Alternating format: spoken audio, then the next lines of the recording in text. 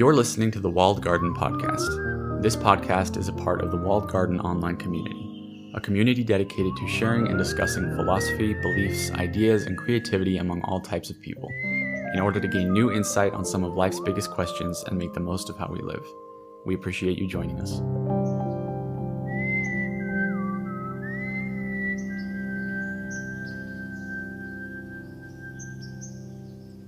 Welcome everybody to our it's our fourth meetup, but our third inspiration session. We've got Kai Whiting today, which I'm very much looking forward to. Kai, is this a Christmas sweater that you're wearing or not? Yes. Okay. It's so wonderful. cold in England, and I'm not used to it, that I have put my warmest jumper on. Heck yeah, man! That's beautiful. I love it.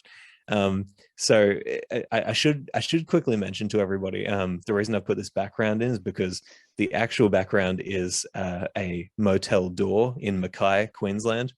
So I'm traveling around at the moment. Thought, it's not necessarily the best background, but I wanted to say a couple of things before we jump into Kai's session here. Firstly, we do want to welcome a few more members to the Walled Garden.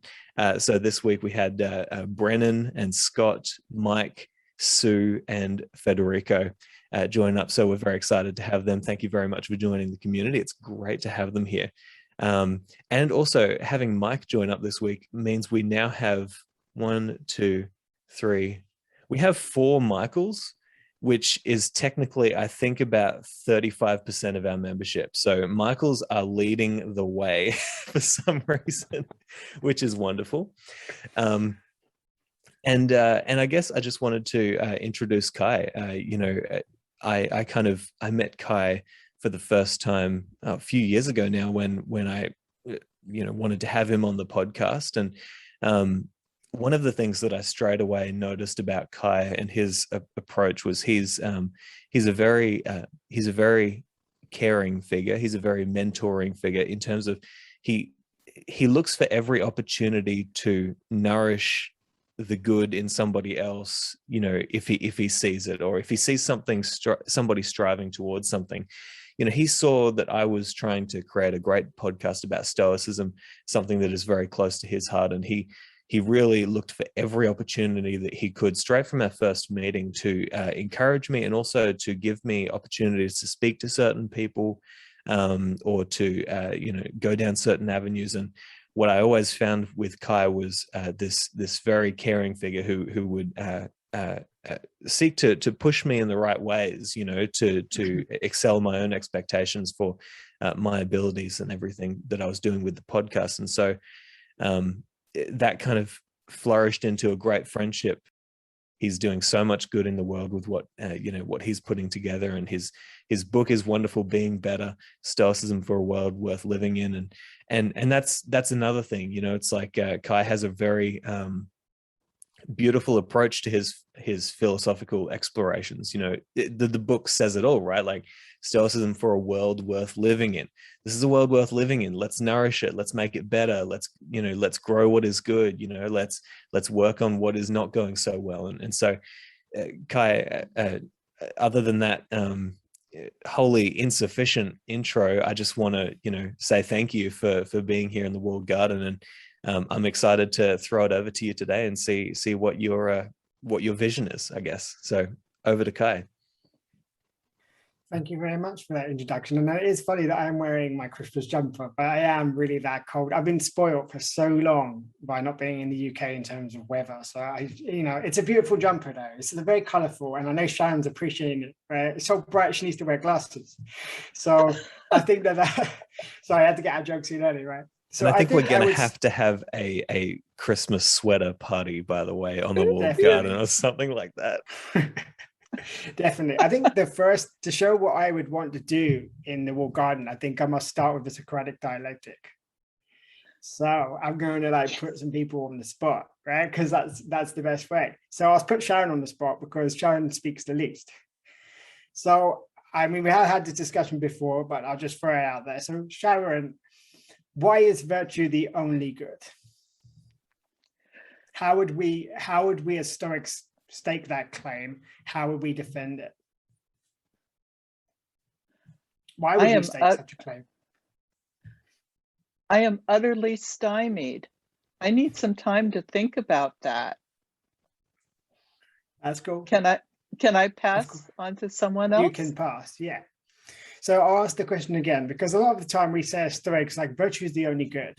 And yet we never, if we are stoically inclined or we are stoically as in terms of our identification, we never think about why we make such a claim or why such a claim is worth thinking about or worth stating. And then because we don't think about that, we don't think, well, how can I defend such a claim? I mean, it is a religious claim, right? This is the point that I make, I would say almost all the time when I have people who tell me, no, we don't need the Stoic God. We don't need the Stoic God at all. We can't prove there's a God. We can't prove there isn't. And I'm like, prove to me that virtue is the only good. So what they're doing is they're moving the faith-based claim to a different turtle, right? Just a different approach. You say, okay, so we remove the God. Great. Okay, God is dead. No, I sound like amnesia, but God is dead. Okay, so why is virtue the only good? So I'm going to pass it on to Jacob. We're going to put him on the spot. Why is this claim worth making, Jacob? Why is it important?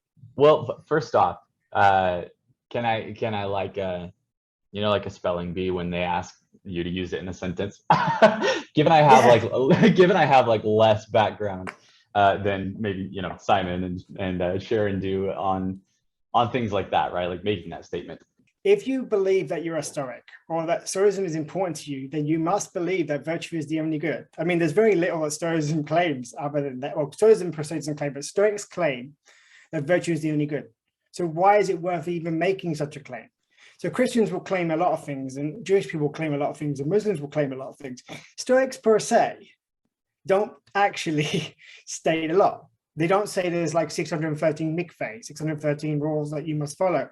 They don't say that you must follow a certain amount of days, you must celebrate 2 Eids, you must pray 5 times a day. The Stoics are quite simple. They're like, virtue is the only good.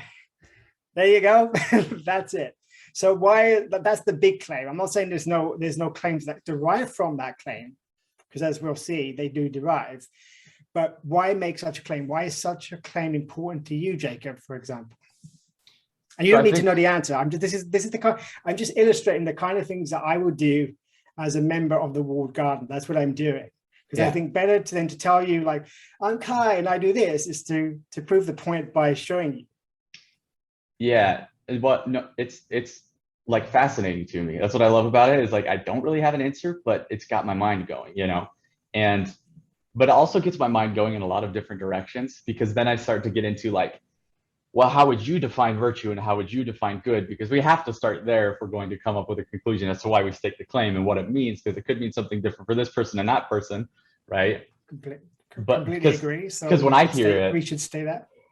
When I hear it, like when I say, virtue is the only good, and like I say, I'm not as educated on like the philosophy that and all that was taught, by the ancient Stoics, but I think the way that I define virtue is the striving to live a life of positive experiences, positive emotions, happiness, joy, etc.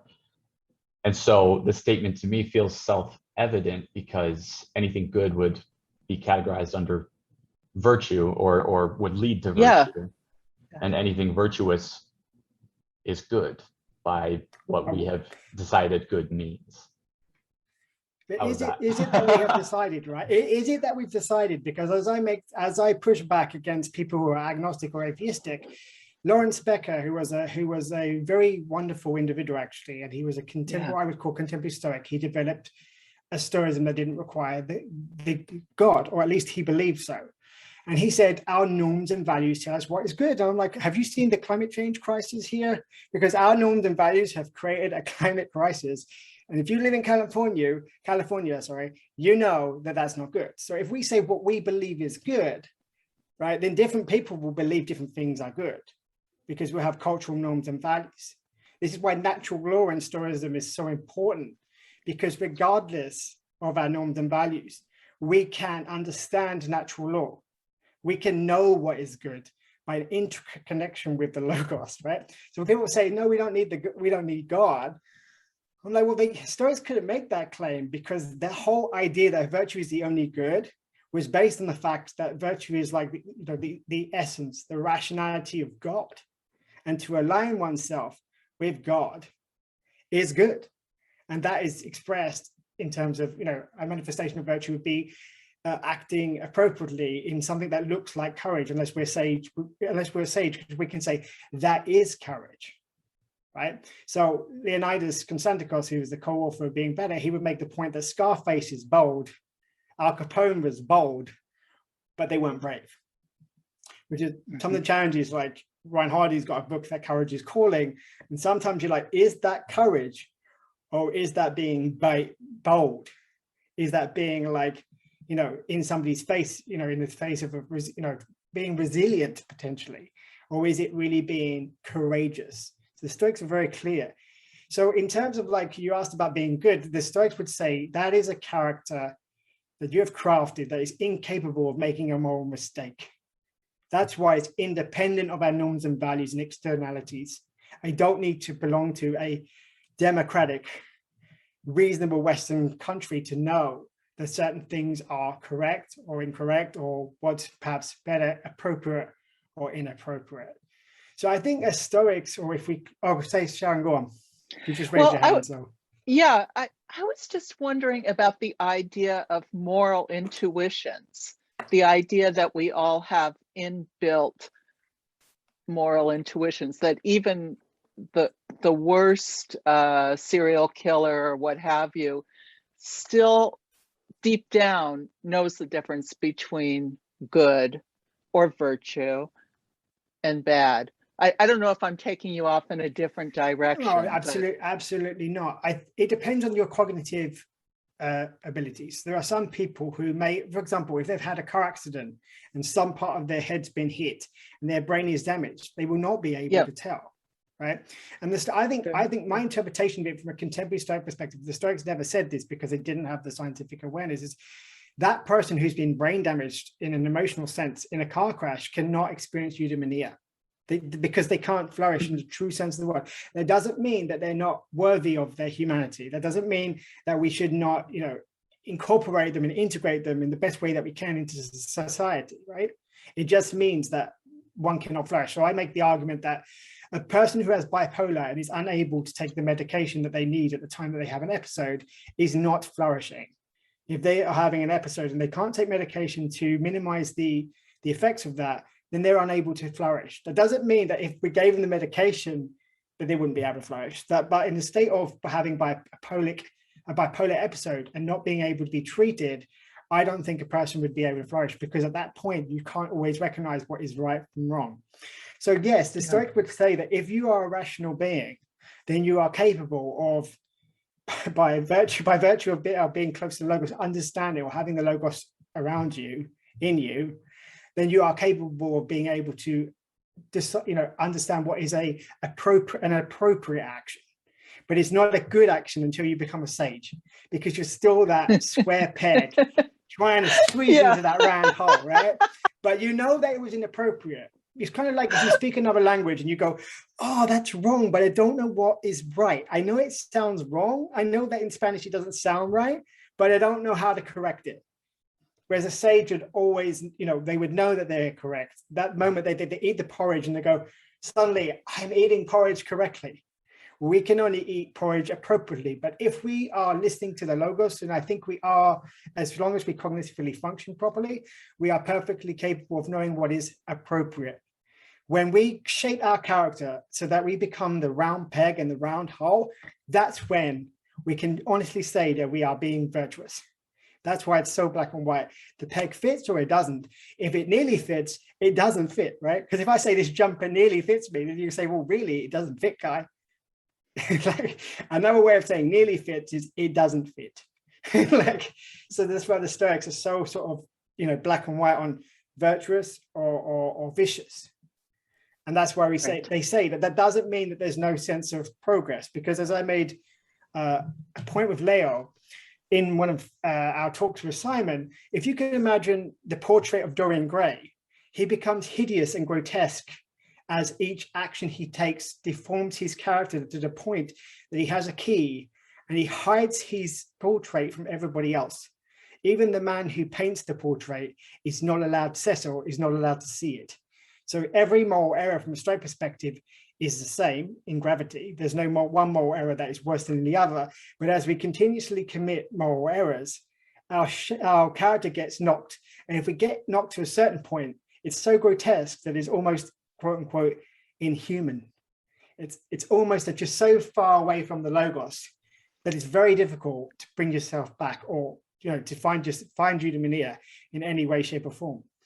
So that's why people say, so you say like the actions that say a tyrant takes and the actions that you take are equally incorrect. Yes, but it doesn't mean that our characters are the same shape, because they will continuously do these things. Of course, a lot of us would be tyrants and, or could act as mini tyrants at least, if we had the resources that some tyrants have. So when I say mini tyrant, I just want to distinguish between the word tyrant as a political word and the tyrant in the sense of somebody who abuses their kids at home. They act as a mini tyrant. They're not a tyrant in the true sense of the word, because that requires a political state, but they can act as like a mini tyrant. So outside the four walls they're in, they might do more damage if they could, but let's say they have a lowly job. They don't have the power to do what they do at home, but at home they quote unquote rule the roost, and they act very inappropriately towards their children. But those children can still grow up and say, I refuse to continue down that route, even though I have a really bad parent. I am not going to follow down that path. I can choose another path. And assuming they have not been cognitively damaged by that, which they may have been, they will then be able to flourish and achieve eudaimonia. Does that make sense, Sharon and Jacob? It does, and you're blowing my mind. Yes. Can I contribute maybe a small thing in regards to the virtue, just because it's been on my mind? Because this is such a the question of why is virtue the only good? It's so interesting, right? Because a few months ago I wrote something, and as I was writing down some little tidbits of wisdom and stuff, and something came to me. It was like, God is the only good. It's a matter of definition, right? Like, this is the definition that we've put into our culture. And it's to me, it seems almost like, obviously the concept of God has been looming over our heads for centuries, and one of, well, for example, in Mesopotamia, the idea of God was like, okay, you have to have something above the king or the ruler, right? Because otherwise they just immediately become the god of the nation. They become a tyrannical or whatever, but you need something to hold them accountable, right? And when we're talking about this, Kai, you mentioned there this idea that, it either fits in the hole or it doesn't, right? There's no in between, right? And I kind of thought about that because virtue is kind of on this,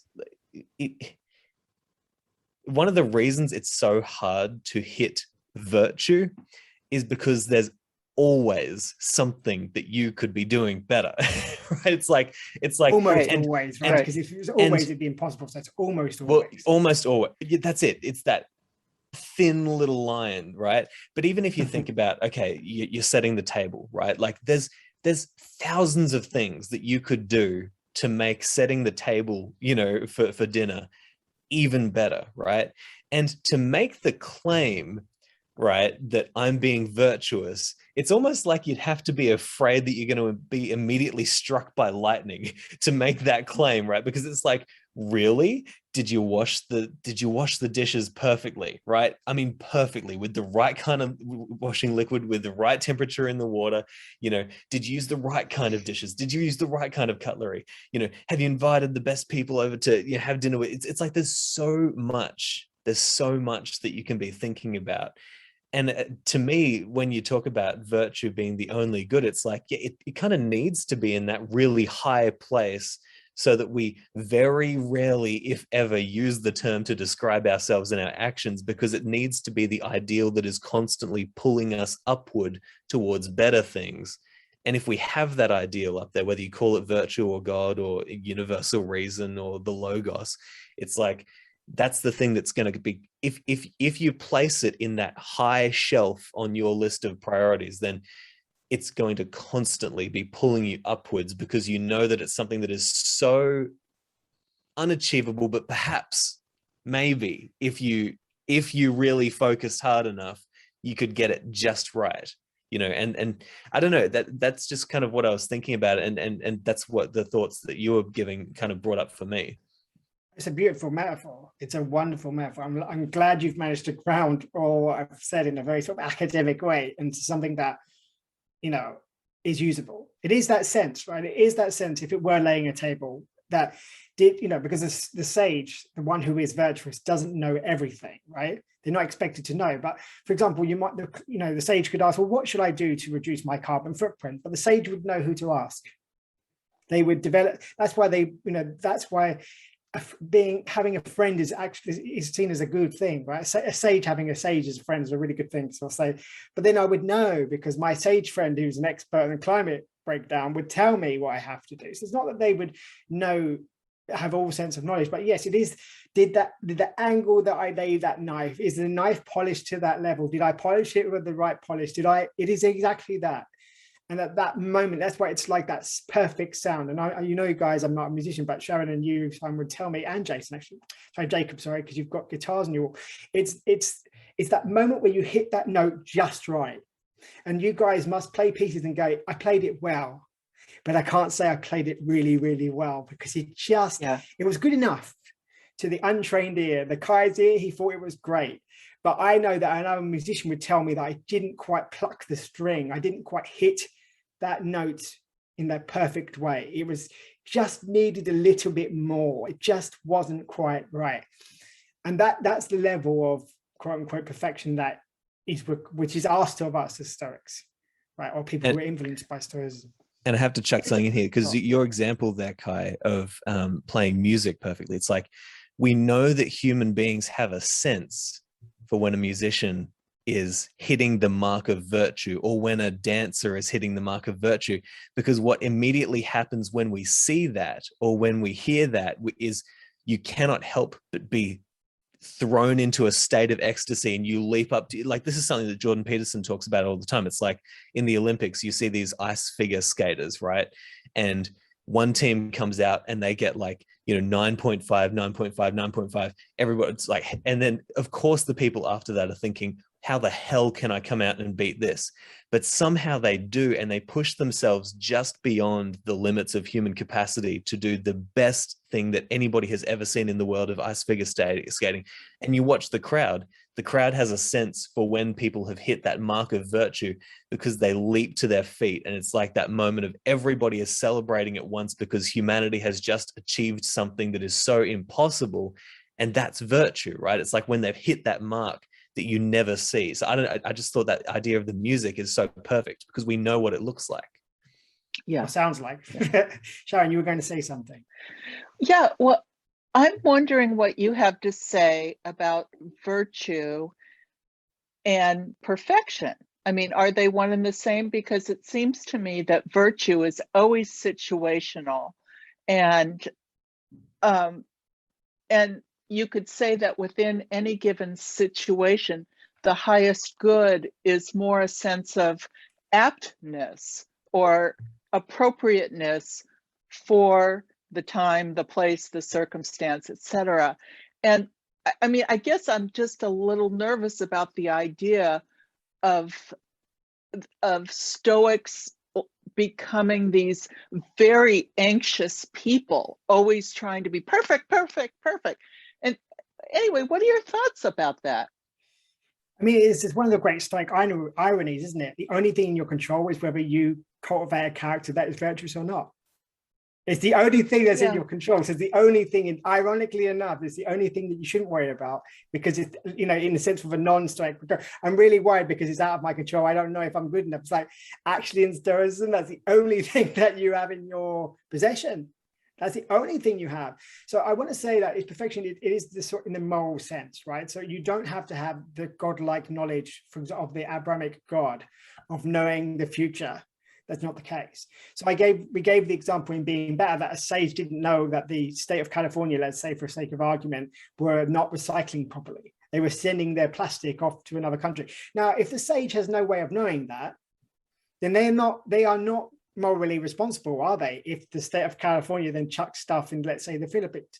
But the moment the sage knows that, or anybody trying to approach sagehood, they would say, oh, I can no longer recycle in this particular way. So what I'll do is I'll reduce my plastic consumption because now I know that they are not recycling. They might have told me they were, they might say there was funding for it, but in the end, they weren't doing it because the factory that was doing it was, there's so much plastic that it couldn't cope.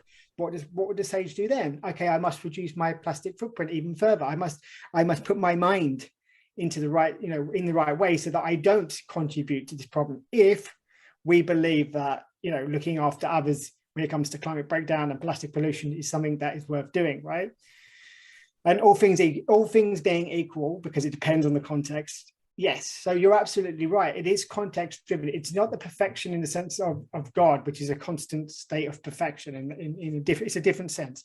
But they do say, the Stoics, I mean, there is an argument that the Stoics say that the sage has achieved more than God because God was perfect, perfect, and they had to make an effort to be perfect.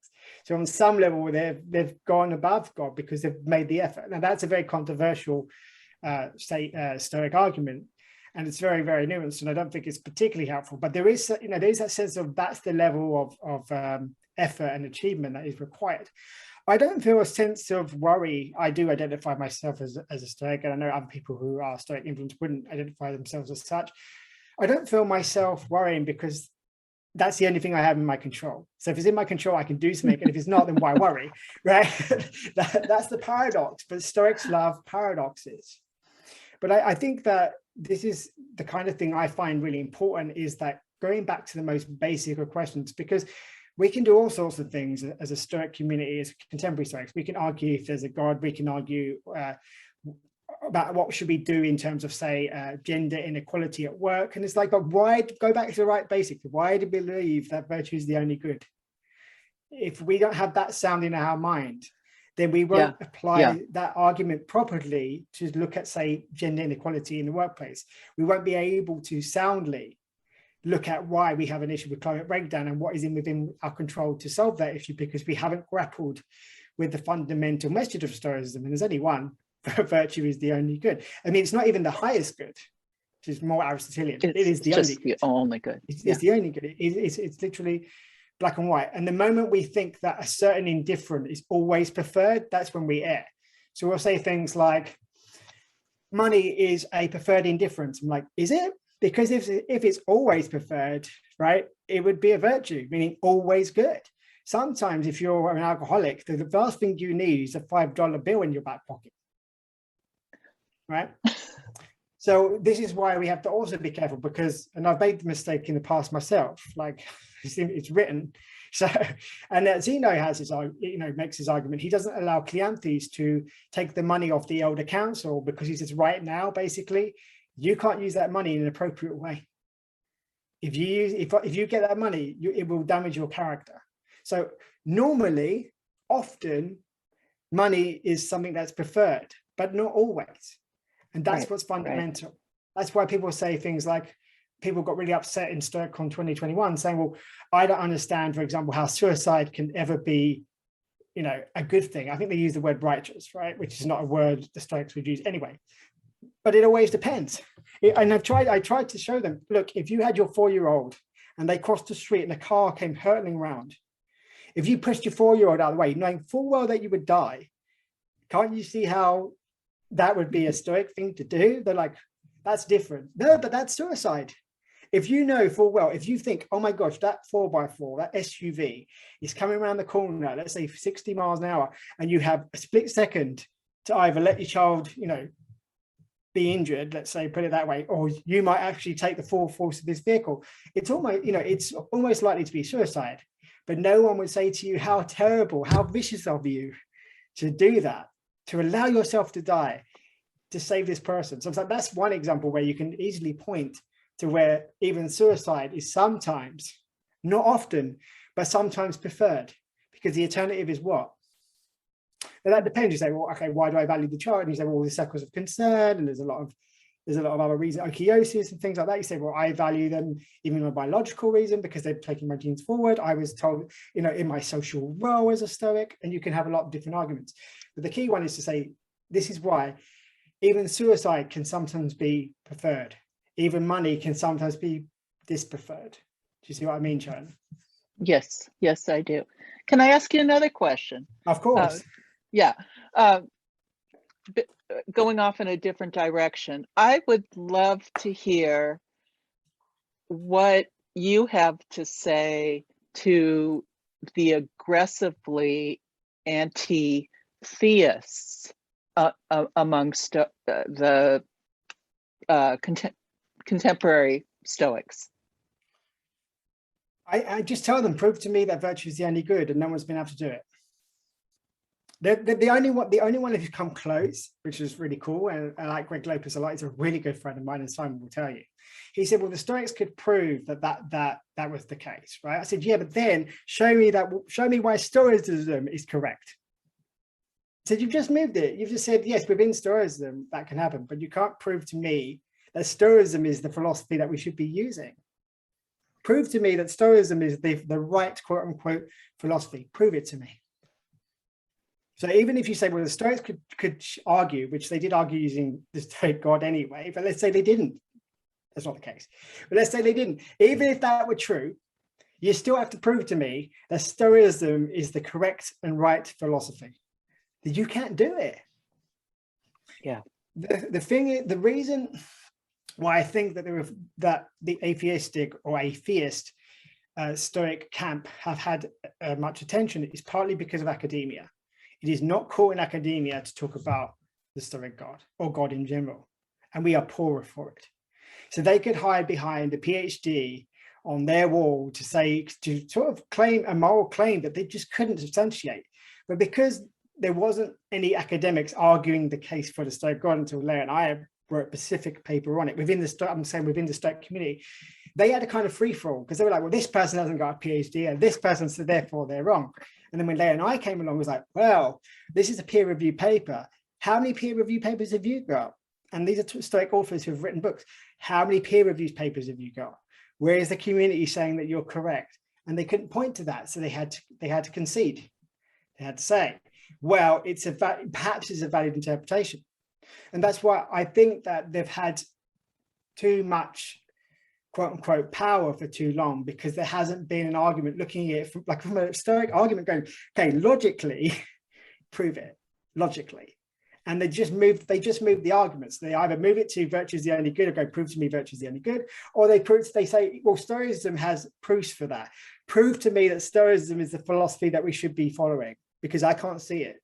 Now, I would say, if you believe that humans are here to flourish, then yes, Stoicism makes sense. If you tell me that that's absurd, that humans are not here to flourish, then follow Camus, follow him, follow somebody else, potentially follow Nietzsche. But if you believe that we're here to flourish, then I think Stoicism does provide the answer to that question. But it's still based on the argument that if you believe, so again, I can say, if this is true, then this is true. What I can't do, and according to David Hume, say, this is the fact, and therefore here, this is the value. So I'll give you a very simple example. When you have climate change, people will say, if you drive a 4x4, this is bad for the climate, therefore you shouldn't drive 4x4. The fact that the climate is warming, that's just a fact. It doesn't tell me what I should do about it. If I live in Greenland, I might be very happy that the climate is warming.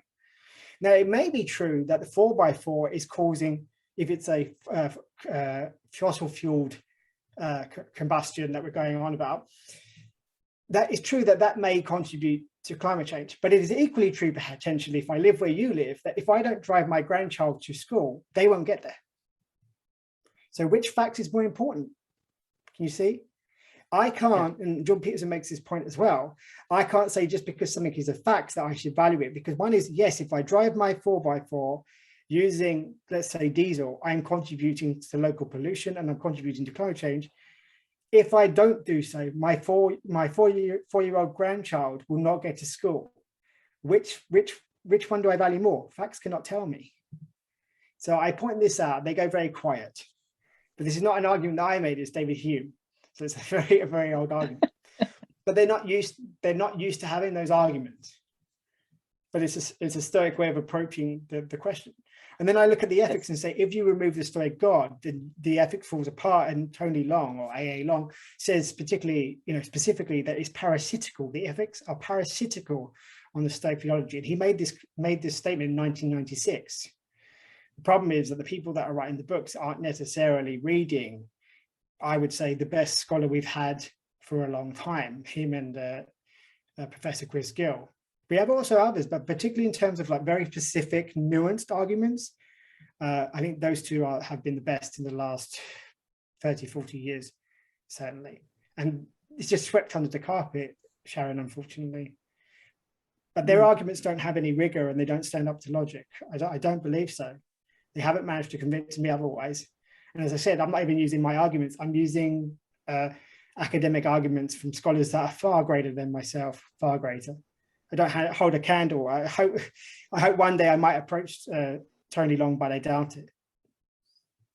Can you guys see why Kai's name actually means warrior now? Because he's willing to pick a fight, right? He's willing to, do it in a way where he has some real backing to him, and this is one of the things that I love about Kai, is his willingness to look at the areas of our culture where he thinks we're really actually falling behind because of our quote unquote progress, right? And he's willing to kind of pull us back and say, hang on, we're actually losing something very important. And he's willing to use logic to get there as well, which I'm obviously not going to be the person to do that. But Kai, I wonder if you could maybe speak to something you said there really stood out to me, which is, well, I guess it kind of brought up these images in my mind of the current culture that we are living in and many of the kind of issues that are arising. What do you think are some of the big issues that you see in our culture at the moment that are arising because people don't have that kind of solid, firm foundation in what is virtue? Because I see a lot of people even just misrepresenting the meaning of words in completely silly ways, in order to argue for why they're making a certain decision or why they're fighting for a certain cause or this or that. And sometimes it's so clearly not the meaning of the word, or, not the right way to go. But it seems like a lot of people are really mixed up in their language. And so I guess, what are some of the big issues that you see in our culture at the moment because we don't have that firm foundation in our language and the true definitions of these words? Loss of faith.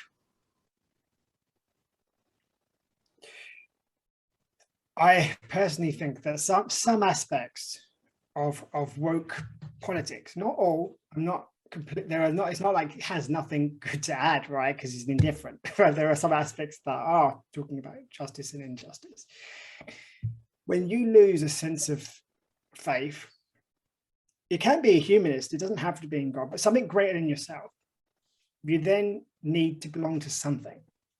And if the thing you choose to belong to tells you there's safety in numbers, that it's important to be part of a tribe, that you are on the right side of history, such a dangerous presumption, I wish people would stop telling other people they're on the wrong side of history, unless they're very careful. And there are key points where you can say, well, legally, this has passed, for example, like, I don't know, for example, gay marriage, right?